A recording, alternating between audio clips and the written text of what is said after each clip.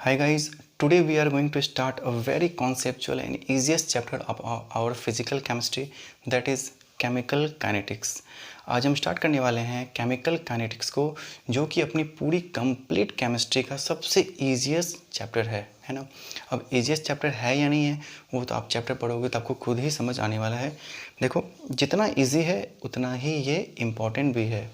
आप कोई भी कॉम्पिटिटिव एग्ज़ाम ले लो जिसमें केमिस्ट्री का पेपर आता हो, उसमें इस चैप्टर से 100% गारंटी है क्वेश्चंस आते ही हैं, और वो क्वेश्चंस बनने लायक होते हैं, है ना।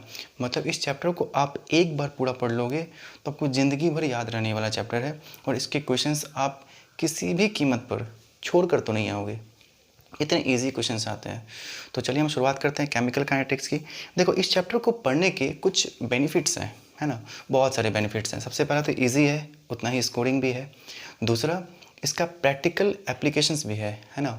मतलब इस चैप्टर में हम कुछ पढ़ने वाले हैं ऐसा जो आप उसे अपनी लाइफ में इम्प्लीमेंट कर सकते हो। आप कहीं पे काम कर रहे हो तो उसे आप अप्लाई कर सकते हो, ठीक है। तो देखिए, बेसिकली केमिकल काइनेटिक्स में हम लोग क्या पढ़ते हैं। केमिकल काइनेटिक्स हेडिंग डालेंगे, केमिकल काइनेटिक्स। सपोज करो अपने पास एक रिएक्शन है PCl5, इससे अपना प्रोडक्ट बना PCl3 प्लस Cl2, है ना। अपने पास एक रिएक्टेंट था ये PCl5, और वो ब्रेक होके कन्वर्ट हो गया PCl3 और Cl2 में, ठीक है। हमें ये फाइंड करना है कि PCl5 किस स्पीड से PCl3 और Cl2 में कन्वर्ट होने वाला है। मतलब इस पूरी रिएक्शन की स्पीड क्या होगी, मतलब रिएक्टेंट किस स्पीड से प्रोडक्ट में कन्वर्ट होगा, या फिर बोल लो कि PCl5 या फिर रिएक्शन जो है कितनी देर के बाद कंप्लीट हो जाएगी, मतलब पूरा का पूरा रिएक्टेंट कितने टाइम में प्रोडक्ट में कन्वर्ट हो जाएगा। इस तरह की कैलकुलेशंस हम करते हैं इस चैप्टर में, ठीक है। दूसरी बात, अगर मान लो इस पूरी रिएक्शन को हम टाइम से पहले या टाइम से लेट करना चाहते हैं, मतलब चाहते हैं कि इसके टाइमिंग को चेंज कर दें। मतलब अगर मान लो ये पूरी रिएक्शन कंप्लीट होने में लगभग लग रहे हैं 10 मिनट, हमें किसी कारणवश मान लो ये रिएक्शन करवानी है 5 मिनट में, तो हम उन फैक्टर्स को भी इस चैप्टर में पढ़ने वाले हैं जिनके कारण रिएक्शन की जो स्पीड है वो चेंज होती है, वो अल्टर होती है ना। चाहे तो हम इसकी स्पीड को बढ़ा भी सकते हैं और इसकी स्पीड को घटा भी सकते हैं। अपने पास बहुत सारे फैक्टर्स हैं, है ना। देखो, अभी कुछ दिन पहले चाइना वालों ने एक रायता फैलाया था कोरोना का, है ना। इसमें काफ़ी लोगों की डेथ भी हुई थी। तो उस टाइम में सैनिटाइज़र की डिमांड काफ़ी ज़्यादा बढ़ गई थी, ठीक है। सैनिटाइज़र की डिमांड बढ़ने से क्या हुआ था, देखो, जो फैक्ट्रीज़ थे जहाँ पे सैनिटाइज़र बनते थे उनको काफ़ी प्रॉब्लम हुई। सैनिटाइज़र देखो क्या होता है, ये आइसो प्रोपाइल एल्कोहल होता है, ठीक है। ये है प्रोपेनोन। प्रोपेनोन का जब हम रिडक्शन करवाते हैं, ठीक है, तो ये कन्वर्ट होता है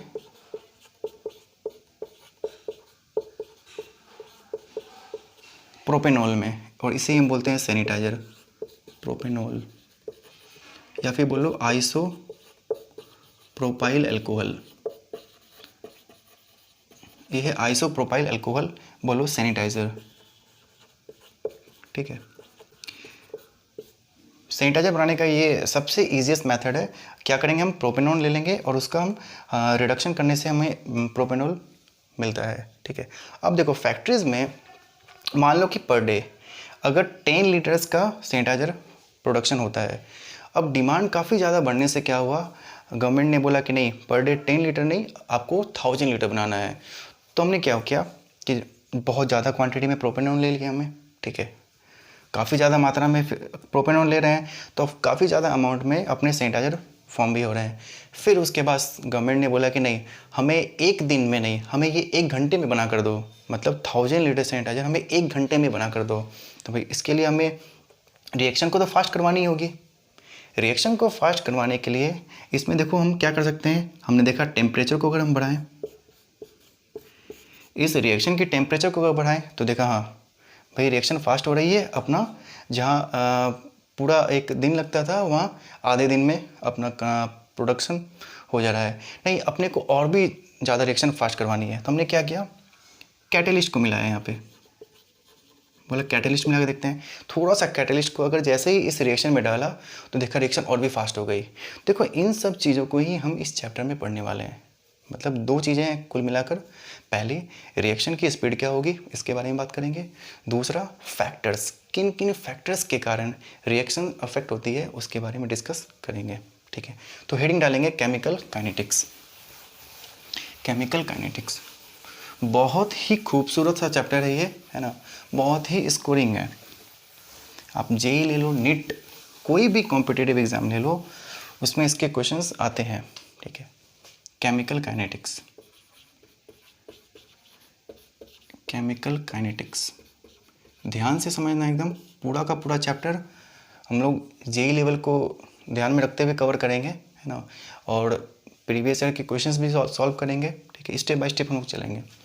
देखो केमिकल काइनेटिक्स, यहाँ केमिकल से मतलब क्या है, केमिकल रिएक्शन की बात हो रही है, केमिकल रिएक्शन। और काइनेटिक्स, हमने फिजिक्स में काइनेटिक्स पढ़ा है, वह मोशन, काइनेटिक्स में हम बात करते हैं मोशन की। मोशन मतलब स्पीड, रेट ले लो, है ना। तो यहाँ केमिकल रिएक्शन की, किसी भी केमिकल रिएक्शन की स्पीड या फिर रेट के बारे में बात करने वाले हैं। सपोज करो अपने पास में कोई एक रिएक्शन दी गई है, हमें ये पता करना है कि भाई किस स्पीड से रिएक्टेंट प्रोडक्ट में कन्वर्ट हो रहा है, वो कैलकुलेशंस हम इस चैप्टर में करेंगे। तो लिखते हैं, it is a branch of physical chemistry that deals with सबसे पहले क्या होगा, रेट ऑफ रिएक्शन। किसी भी रिएक्शन की रेट को हमें फाइंड करने में ये चैप्टर हेल्प करता है। दूसरा, वो कौन से फैक्टर्स हैं, factors affecting rate of reaction, कौन से फैक्टर्स हैं जो किसी भी केमिकल रिएक्शन की रेट को चेंज कर सकते हैं, वो सभी फैक्टर्स को हम लोग डिस्कस करेंगे जो अपने जेई के सिलेबस में है ना। तो देखो क्या है, केमिकल काइनेटिक्स एक फिजिकल केमिस्ट्री का ब्रांच है जो हमें बताता है कि किसी भी केमिकल रिएक्शन की स्पीड यानी कि रेट क्या होगी और क्या क्या फैक्टर्स वो हो सकते हैं जिनके कारण हम उनकी स्पीड को चेंज कर सकते हैं, बढ़ा भी सकते हैं और घटा भी सकते हैं, है ना। कई बार बढ़ाने की ज़रूरत पड़ती है तो कई बार घटाने की भी ज़रूरत पड़ती है। ठीक है, ये अपना केमिकल काइनेटिक्स। देखो एक क्वेश्चन के साथ इसको समझते हैं। एक क्वेश्चन करते हैं हम लोग,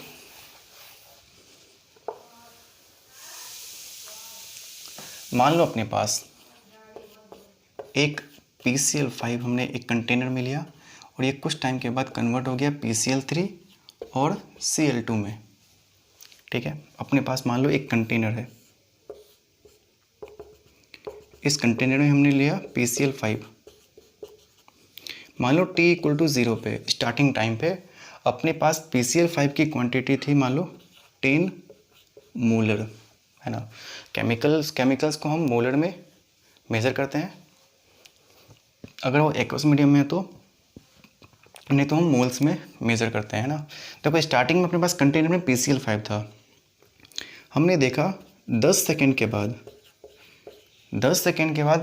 10 मोलर से ये घटकर हो गए मान लो 8 मोलर। ठीक है, स्टार्टिंग में अपने पास जब भी PCl5 थे तो PCl3 और Cl2 तो बने ही नहीं थे, मतलब ये हमें t = 0 जब भी दिया रहा है तो समझ जाओ कि रिएक्शन अभी स्टार्ट नहीं हुई है ना। तो वैसे टाइम में PCl3 और Cl2 का अमाउंट कितना होगा, 0 है ना। रिएक्शन स्टार्ट ही नहीं हुई है, अब रिएक्शन स्टार्ट नहीं हुई तो रिएक्टेंट प्रोडक्ट में कन्वर्ट ही नहीं हुआ अभी तो। ठीक है, t = 10 सेकेंड पे 10 सेकेंड के बाद देखो 10 मोलर से इसके घटके हो गए 8 मोलर, मतलब PCl3 और Cl2 का कुछ अमाउंट बना होगा, है ना। तो यहाँ पे हम मोल एनालिसिस लगाएंगे। ठीक है, मोल एनालिसिस कैसे लगाते हैं, देखो 10 से घट के इसके 8 हो गए, है ना। इसके 1 मोल घटेंगे तो इसके 1 मोल बनेंगे और इसके 1 मोल घटेंगे तो इसके 1 मोल बनेंगे। अब देखो इसके 10 से 8 हुए तो कितने मोल घटे हैं? 2। 1 से 1 बनते हैं तो 2 से कितने बनेंगे? 2 मोलर बन जाएंगे। उसी तरह इसके 1 घटने से कितने बनते हैं? 1। इसके घटे कितने हैं? 2, तो इसके बन जाएंगे 2 मोलर, है ना। अब देखो रेट हम कैसे कैलकुलेट करते हैं? रेट इक्वल टू होता है change in concentration, change in concentration of any species. किसी भी स्पीसीज का कॉन्सेंट्रेशन में कितना चेंज हुआ है उसको कैलकुलेट करेंगे divided by time, time taken, कितना टाइम लगा है चेंज होने में, इसी को हम लोग बोलते हैं रेट। और लास्ट में यहाँ क्या होगा? अपना यूनिट, ठीक है। देखो अगर मान लो हम लोग यहाँ बात करें रेट ऑफ PCl5, क्या होगा? Change in concentration. तो बता PCl5 के कॉन्सेंट्रेशन में चेंज कितने का आया है? 10 - 8 2 molar divided by time taken, कितना टाइम लगा अपना? 10 सेकेंड, 10 सेकेंड। तो रेट क्या होगी? किस स्पीड से PCl5 डिक्रीज हो रहा है, तो क्या होगा ये? 0.2 मोलर पर सेकेंड। मतलब 1 सेकेंड में 0.2 मोलर PCl5 डिकम्पोज हो रहा है, मतलब कन्वर्ट हो रहा है ये PCl3 और Cl2 में। उसी तरीके से रेट ऑफ PCl3 क्या होगा? Again change in concentration. देखो PCl3 की कॉन्सेंट्रेशन में चेंज कितने का आया है? 2 - 0 2 मोलर का डिवाइडेड बाय टाइम, कितना टाइम लगा है? 2 मोलर बनने में कितना टाइम लग गया? 0 - 10 - 0 10 सेकेंड। ये भी कितना हो गया? 0.2 मोलर पर सेकेंड। देखो ये PCl5 की घटने की स्पीड है, मतलब 1 सेकेंड में 0.2 मोलर PCl5 घट रहे हैं, है ना। उसी तरीके से PCl3 जो है 1 सेकेंड में 0.2 मोलर बन रहे हैं। अब देखो रेट ऑफ Cl2 कैलकुलेट करें। रेट ऑफ Cl2 क्या होगा? अगेन चेंज इन कॉन्सेंट्रेशन, कितना का चेंज आया है? 2 molar divided by time taken कितना है? 10 सेकेंड, 0.2 मोलर पर सेकेंड, मतलब 1 सेकेंड में 0.2 मोलर Cl2 का फॉर्मेशन हुआ है ना। यही है रेट। इसी तरीके से हम और भी क्वेश्चंस करेंगे आगे, उनको सॉल्व करेंगे, ठीक है। नोट करें इसे। देखो ये तो बहुत ही इजी क्वेश्चन था ये, है ना। इस इक्वेशन में हमें बैलेंस करने की ज़रूरत ही नहीं पड़ी है, ठीक है। आगे हम लोग एक क्वेश्चन सॉल्व करेंगे। हो गया, मिटा दो इसे।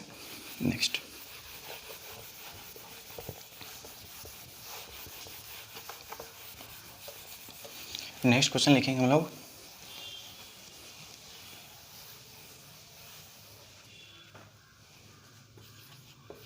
मान लो अपने पास Fe2O3 है ना। ये कन्वर्ट हो गया Fe2 प्लस O2 में, ठीक है। मान लो T = 0 पे इसके 10 मोलर थे, ठीक है, और T = 20 सेकेंड पे 20 सेकेंड के बाद इसके घट के हो गए मान लो 5 मोलर। तब क्वेश्चन हमें दिया गया है find the rate of Fe2O3। Question number 1 है ये। Second, find the rate of Fe2 plus find the rate of O2। हमें ये क्वेश्चन को सॉल्व करना है, ठीक है। देखो इस क्वेश्चन में सॉल्व करने के पहले हम लोगों को इक्वेशन को बैलेंस करनी होगी, है ना। इक्वेशन को अगर हम बैलेंस नहीं करेंगे और डायरेक्ट क्वेश्चन को सॉल्व करेंगे तो अपना आंसर गलत आने वाला है, ठीक है। सबसे पहले बैलेंस करेंगे। कैसे बैलेंस होगा? देखो Fe कितने हैं? 2। सबसे पहले मेटल को बैलेंस करते हैं। मेटल 2 2, ऑक्सीजन 3 ऑक्सीजन 2, तो लगा दिया यहाँ पे 3/2। देखो अपनी इक्वेशन बैलेंस हो गई, है ना। अब इस क्वेश्चन को सॉल्व करते हैं। सॉल्यूशन। देखो रेट को फाइंड करने का अपना मेथड क्या था? यहाँ मैं लिखता हूँ rate equal to change in concentration, change in concentration divided by time taken. ऊपर की तरफ हम लिखेंगे कॉन्सेंट्रेशन में कितने का चेंज आया है, और नीचे हम लोग टाइम टेकन, कितना टाइम लगा है कॉन्सेंट्रेशन को चेंज होने में। सबसे पहला question, rate of Fe2O3, Fe2O3 का रेट हमें फाइंड करना है। ठीक है, देखो 10 मोलर से घट के इसके हो गए 5 मोलर, कितने का चेंज आया 10 minus 5 molar divided by time कितना हो गया 20 माइनस 10, 20 माइनस 0 सेकेंड, ये कितना आ गया देखो 5/20 मोलर पर सेकेंड। ये कितना हो जाएगा 5, 4 टाइम्स गया ये, तो 0.25 मोलर पर सेकेंड, मतलब एक सेकेंड में 0.25 मोलर Fe2O3 के घट रहे हैं। ठीक है, नेक्स्ट क्वेश्चन क्या है, find the rate of Fe2 plus, है ना। Fe2 प्लस के आयंस किस स्पीड से बन रहे हैं, ये हमें कैलकुलेट करना है। Second, rate of Fe2 plus क्या हो जाएगा, देखो वापस से देखो, जब भी रिएक्शन होती है ना इस तरीके की, ध्यान में क्या रखना है हमें, T इक्वल टू 0 दिया है, मतलब अपने पास सिर्फ और सिर्फ Fe2O3 था, अपने पास ये बिल्कुल नहीं थे, है ना, क्योंकि अभी तो रिएक्शन स्टार्ट ही नहीं हुई है, ये उस टाइम की बात है जब रिएक्शन स्टार्ट नहीं हुई है। ठीक है, तो अपने पास में Fe2O प्लस कितने होंगे 0, O2 कितने 0। अब देखो यहाँ पे 20 सेकेंड के बाद 10 से ये 5 हो गए, मतलब इसके 5 मोलर घट चुके हैं। अब जितने इसके घटे हैं उसी के अकॉर्डिंग तो Fe2 प्लस और O2 बने होंगे, है ना।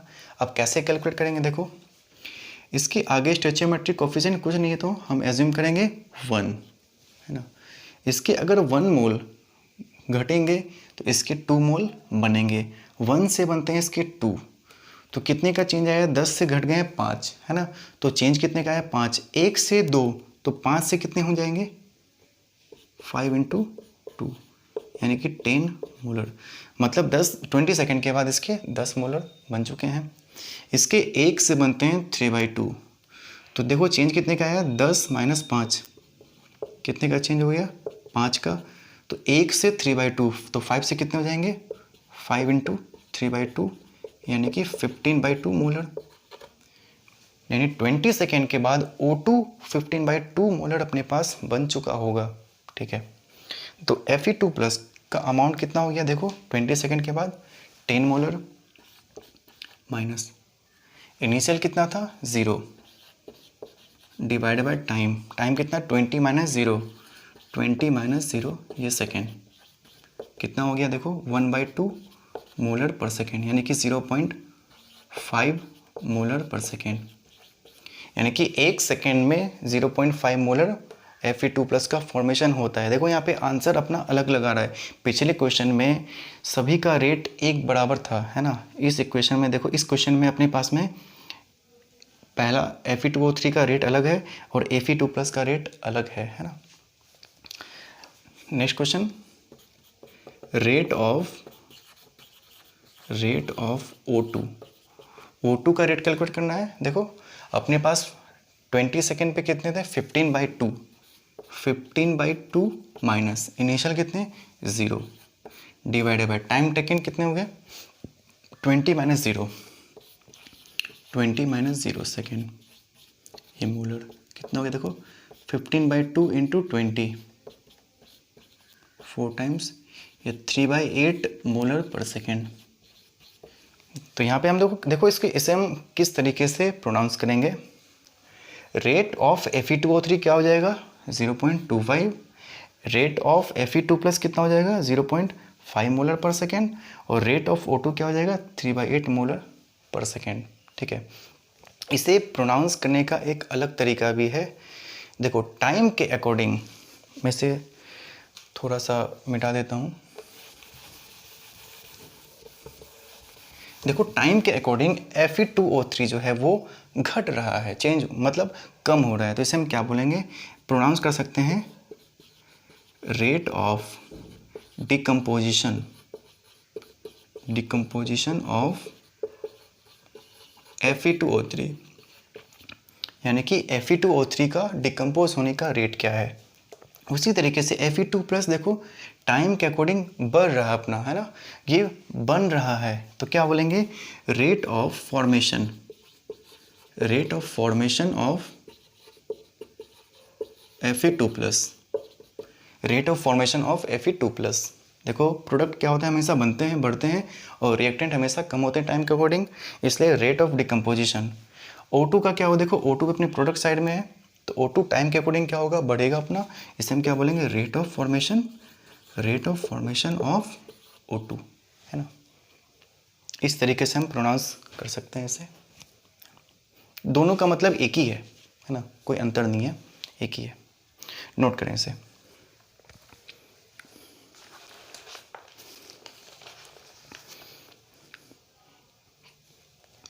मिटा दो इसे। देखो ये हमने जो रेट कैलकुलेट किया है ना, ये रेट Fe2O3 का है, ये रेट Fe2+ का है, ये रेट O2 का है। ये रिएक्शन की पूरी रिएक्शन की का रेट नहीं है, पूरी रिएक्शन की रेट आगे हम कैलकुलेट करेंगे, सीखेंगे, और हमें उसी से मतलब है ना।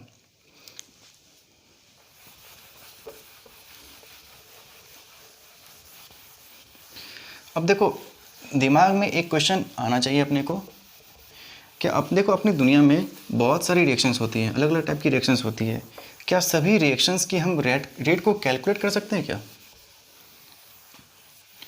वर्ल्ड में तो बहुत सारी रिएक्शंस होती हैं, क्या सभी की स्पीड को हम कैलकुलेट कर सकते हैं? तो इसके लिए देखो on the basis of rate, on the basis of speed, यानी कि रिएक्शन की जो स्पीड है, रिएक्शन की जो रेट है, उसके अकॉर्डिंग हमने टोटल रिएक्शंस को 3 पार्ट में क्लासीफाई किया है अपने पास। देखो स्पीड के बेसिस पे, है ना, स्पीड के अकॉर्डिंग अपने पास में जितनी रिएक्शंस है उनको हम 3 अलग अलग पार्ट में ब्रेक करेंगे। टाइप्स ऑफ, हेडिंग डालेंगे, types of reactions, types of reactions. देखो on the basis of speed और rate, there are 3 types of reaction, 3 types of reactions. अपने पास में टोटल 3 तरह की रिएक्शंस होती हैं। First one is very slow reaction,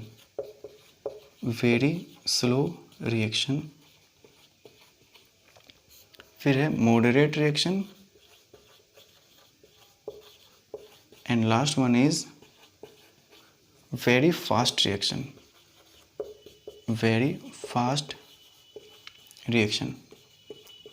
देखो नाम से समझ आ रहा है ना, रिएक्शन, किसी भी रिएक्शन की स्पीड के बेसिस पे हमने जितनी भी रिएक्शंस हैं उनको 3 अलग अलग पार्ट में क्लासीफाई किया है, very slow reaction, moderate reaction and very fast reaction.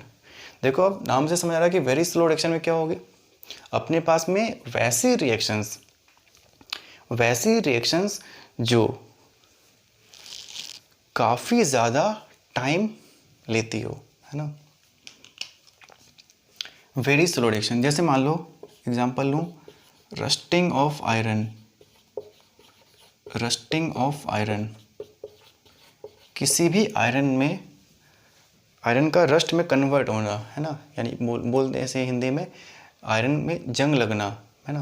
देखो कभी ऐसा होता है क्या, किसी भी आयरन के पीस को हम अगर छत पे ले जाके रख दें, है ना, ओपन एयर में, तो ऐसा तो नहीं होता कि भाई सुबह रखें और 1 घंटे में वो रस्ट में मतलब उस पर जंग लग गई, ऐसा तो होता नहीं है ना। कई महीने लग जाते हैं, कई बार सालों लग जाते हैं उसके ऊपर जंग की परत लगने में, है ना। देखो इस तरह की जो रिएक्शन होती है ना, ये काफ़ी स्लो रिएक्शन है। मान लो अब